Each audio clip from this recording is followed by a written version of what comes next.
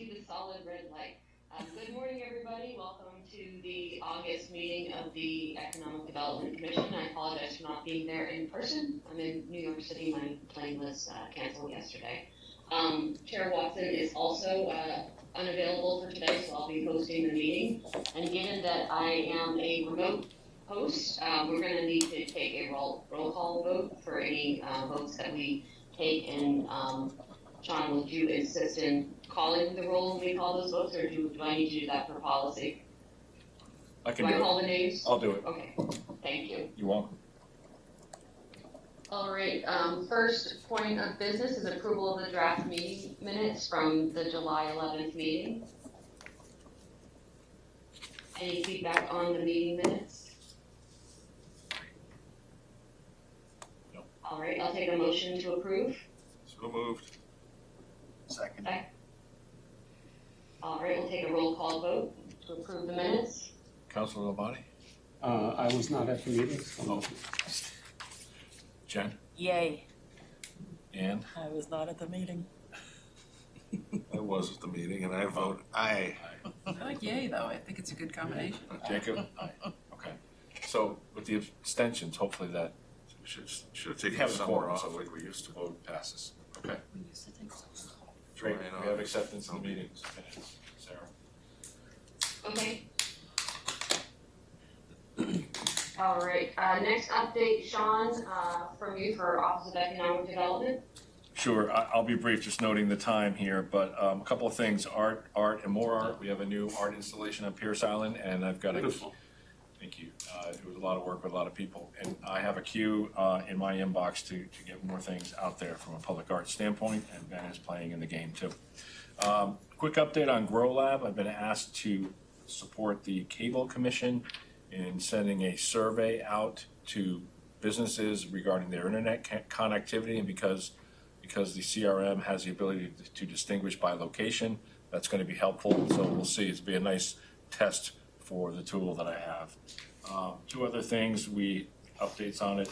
One is the ability to send attachments, which is going to allow me to target certain things as they come in for certain businesses or certain locations, certain sectors. Looking forward to getting that started in the next week or two. And so we got the farmers market tomorrow morning, where you'll hear more about it. But the citywide market square, citywide master plan consultant will be there for X number of hours tomorrow at the farmers market.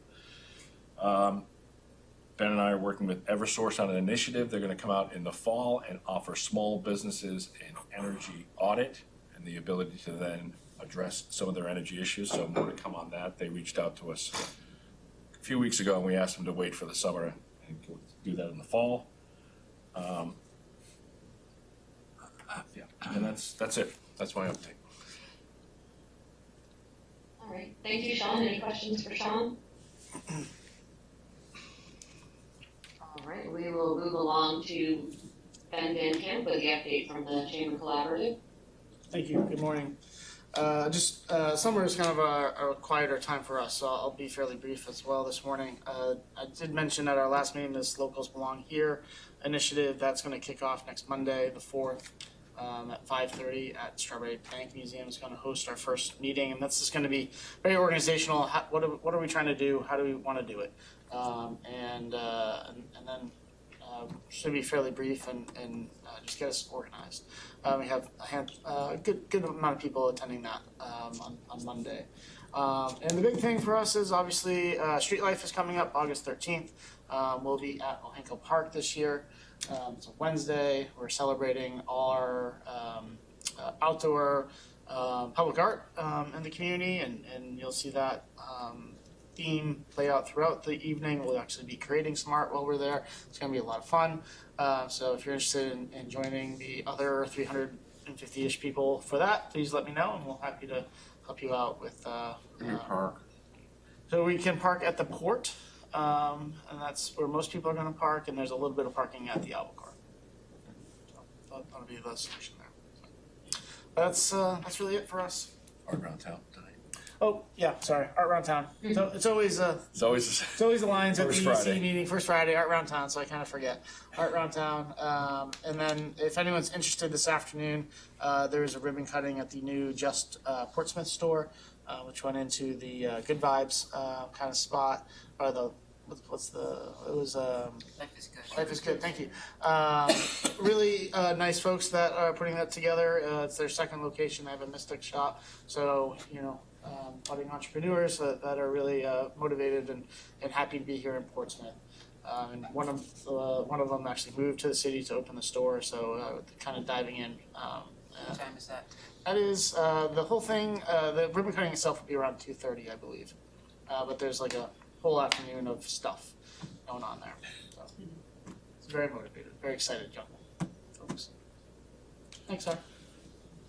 Thank you, Ben. Any questions for Ben? Yeah, Ben, I'm sorry. Could you say again, Locals Belong Here Monday night, where in, what time? 5:30, Strawberry Bank. Thank you. Thank you, Ben.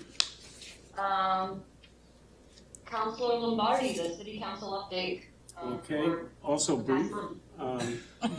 We held a public hearing on the Coakley Road extension, which is a big project. If you're not familiar with it, it's the double traffic light on the bypass that is congesting. That will continue. We did vote to acquire the property needed to do the project of connecting Coakley Road with Portsmouth Ave, giving the residents there a second egress or entrance. We authorized capital funding of $4,150,000 for school facilities. No, we're doing that the next Monday night. Is that coming up? It is. It was noticed, but we had. Okay. Oh, that's right, yeah. All right, well, we're working on this. We will probably authorize, but I can't guarantee that. It's school facilities, elementary school upgrades, and elementary playgrounds. Still working on the zoning for Hanover Hill Street property in that area. It's pretty complex. Seems like a lot of layers and a lot of different things going on there. That we'll see where that comes at on Monday, I guess. Are we working on that on Monday? Yes. Yeah. We had initial review of this Mill Pond Playground. The new playground going in there, it looks pretty interesting. And I can't wait to see it, I guess. I can't wait to bring my grandkids there. And then we also gave approval for the draft school collective bargaining units for school administrators, clerical, and supervisory management. And then I was also going to mention the new art on Pierce Island and the upcoming other art installations. That's all very exciting, but that's it. Can I just add some color commentary to that?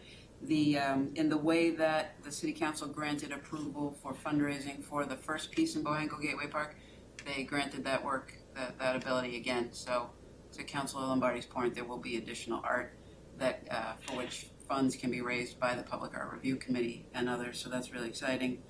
And the improvements to South Mill Playground will include an economic development component because the Moran Tugs have agreed to give their trademark logo on the tug that will be in the playground. Oh. It's very cute. People love tugboats. Kids. Thank you. Thank you. Thank you for the update. Any further questions or comments for Council Lombardi or our city manager? All right, tracking right along. I'll give an update on the master plan. Chair Watson has appointed a working group consisting of Andy Ward, Phil Cohen, and Bob Mahefka. Andy will be the convener, and they'll review and organize all of the master plan suggestions that we gathered earlier this year from the commissioners in the spring, and they plan to have a draft report for submission to the planning board for possible inclusion in the new master plan. The working group plans to have a draft for review, comment, and modification by the commission at our September meeting, with the goal of a final version for approval at our October meeting. So a fairly tight time frame here. Bob, is there anything that you would like to add to that? No, we haven't met yet. Okay, so sounds like you will be meeting between now and September, and we look forward to seeing the draft results. I know many have already provided feedback to the master plan suggestions, and I would recommend that if you have anything in addition that you'd like to make sure they consider, that you reach out to Andy or one of the subtask members directly. Any questions on the master plan? And anything you'd like to add based on your role as a community coordinator that we should be aware of for the master plan process? The community coordinator piece has been busy over the summer. UTL has chosen to not have citywide meetings because it's summer and people are on vacation. So instead, I've been the roving reporter going to events. I've had about just shy of 300 one-on-one conversations with people at events. So I went to Market Square Day, to Pride. I've been to a couple of Prescott Park Arts Festivals. Last week I went to the Senior Center Summer Cookout, and those people do in fact have opinions. Sure. So it's been really fruitful. Next week I'm working with a group of 12-year-old girls to get opinions, and then we'll be at Wentworth Senior Living to get opinions from them. So I mean, we're going to be all over the place. We're working with some groups at Portsmouth Housing Authority to get opinions. Any suggestions anyone at this table or anyone watching online has for groups that might be underserved with getting to meetings and giving opinions, please reach out, let me know who they are, and we'll get to them. That's the whole goal of them bringing me on board, is to find the people who aren't normally showing up at meetings or aren't normally asked for opinions. So it's been fruitful, and it's been really interesting hearing what people say. I will say, when I ask people what they love about Portsmouth, number one answer is the community, the vibe of the community. So that's really nice to hear. Sir, if I may, I'd just like to add that, so UTL is on the ground today. They've got a walking tour that starts after this meeting. They're gonna stop by Portsmouth Historical Society. They're gonna be guided by myself and a couple of folks in the planning department. And they also have a meeting, or hopefully lunch and conversation, at Ceres Bakery with Penny. And they're gonna then be handed off to Michael Labrie at Jimmy's Jazz Club at 1 o'clock. And then they want to take the afternoon and just explore on their own. So they thought it was really important at our last check-in meeting to be on the ground and start to see some of the things that Ann's hearing about and sharing with them in terms of public input. I've learned a new term. Today they will be ground truthing. Ground truthing. I had to look it up. I guess it's a sort of a planner's term, but it's that they've been getting all this sort of high-level data from me and from the 10 master plans that are sitting on the city website, and so now they're boots on the ground, finding the truth behind all of this data that they've collected. So there's your new glossary word for the day. And they will be encouraged to go to Art Around Town, and then they'll be at the farmers market tomorrow. Yep. So really a pretty packed day. Sarah, if I might, as visible as they will be in the downtown today, I want to make sure that UTL understands they've got to catch the community as a whole. So they will be visible in other parts of the community as well. Right. Actually, part of the setup was to say, if you want to go to other places, here's how you would drive if you're going to be doing it on your own. Or I think we said you should come back so we can take you outside of the downtown to fill in the blanks. Just want to make sure. Yeah. Absolutely. As a resident of one of the outer boroughs, I appreciate that. Thank you. Any further updates on the master plan process? All right, so it looks like we're going to have a busy couple of months in September and October as we prepare the recommendations to go back to the planning board.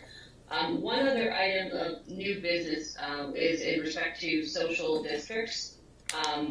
The legislature passed, and the governor recently signed, HB 467, an act that allows New Hampshire cities and towns to create social districts where adults will be permitted to purchase to-go alcohol from bars, brew pubs, and restaurants and consume them while walking within the designated social districts or zones. So you can't have your to-go cup and then drive home and then go somewhere else. There will be designated zones for this. Sean, I can provide you with the HB 467 draft for distribution to the EDC if individuals would like more information. For background, before we can create a social district, voters of the city or town must approve the concept by majority vote in a general election. And as you know, we have an election coming up in November, a local election for the city. Mayor McEachran expects the council to take up this issue in the near future and the concept, so that the concept could be placed on the ballot for the November 4th, 2025 general election. He had a conversation with Chair Watson and asked the EDC to weigh in on the proposal from the perspective of the business community to make sure that concerns on effects of the social districts, on outdoor dining and other considerations are included and provided back for feedback.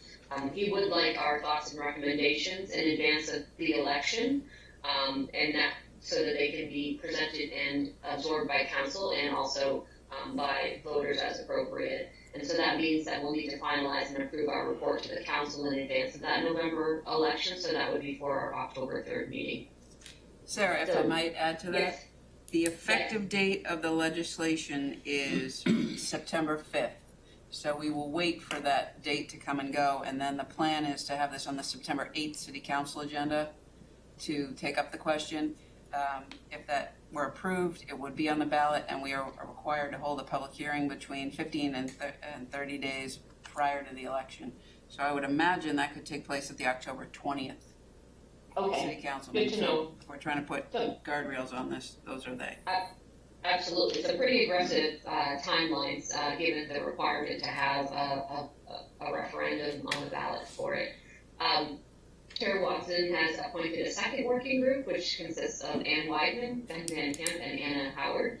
Ann Weidman is the convener for the topic, and I'll let Ann share what they plan to do. The expectation is to poll local businesses, look at the experiences of other communities with social district variations, and make some recommendations for the commission's consideration for that October 3rd meeting. Ann, did you want to add anything to the conversation? I know the assistant mayor also sat in the meeting as well that Tom had with Mayor McEachran. We had a kickoff meeting, the three of us, earlier this week. The first thing we're doing is working with state officials to fully understand what this statute is and how it applies to cities and towns in New Hampshire. There's a variety of opinions at the state level of what exactly this means. We're also going to meet with downtown stakeholders to educate and understand how it's going to affect them and get their opinions on it.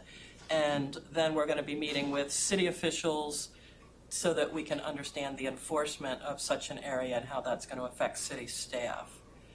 Happy for any other kind of overview topics for us to attack while we're doing our research. And we should, within at the September, whatever it is, our September EDC meeting, Yes, early.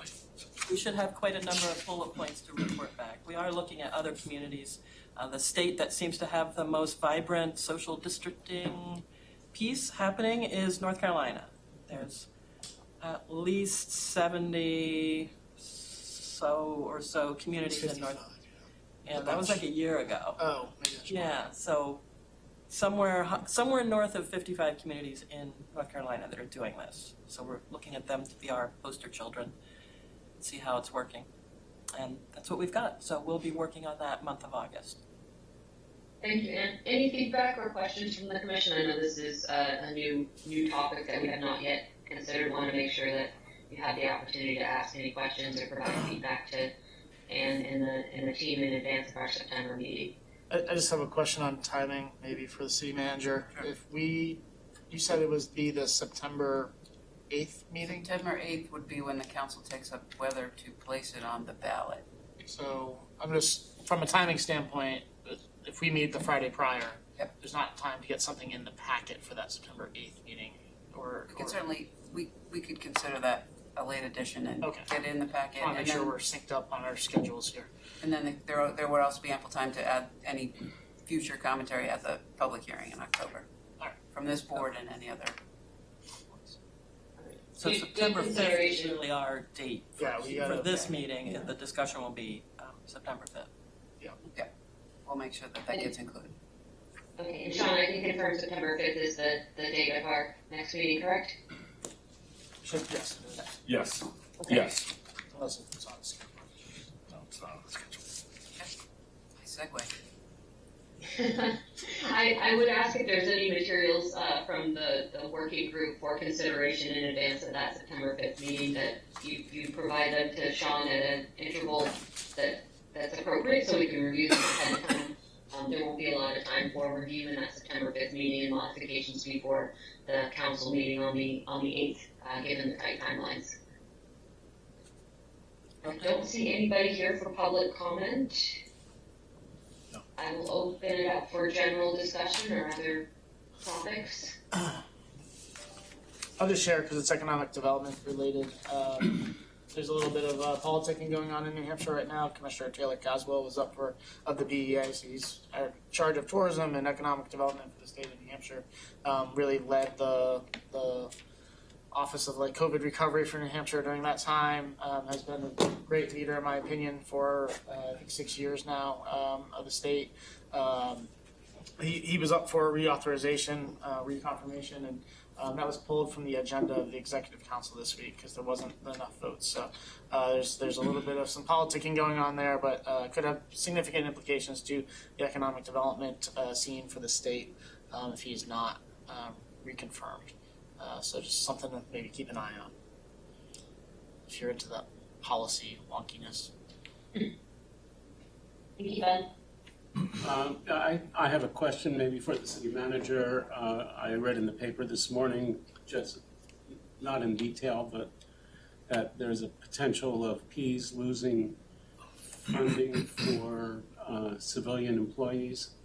And how is that going to affect them?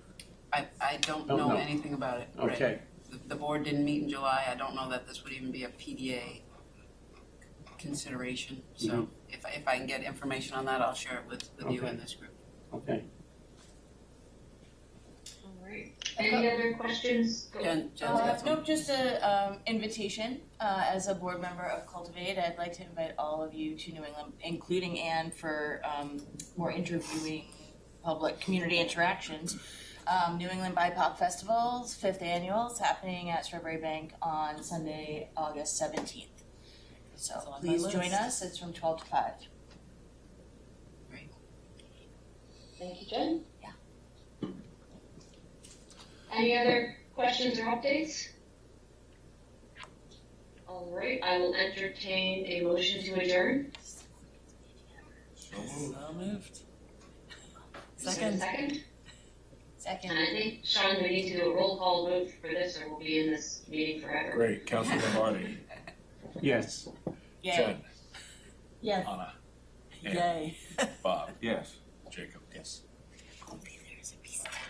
Wow. I don't. You're adjourned, Sarah. Thank you, Chair. So, Chase.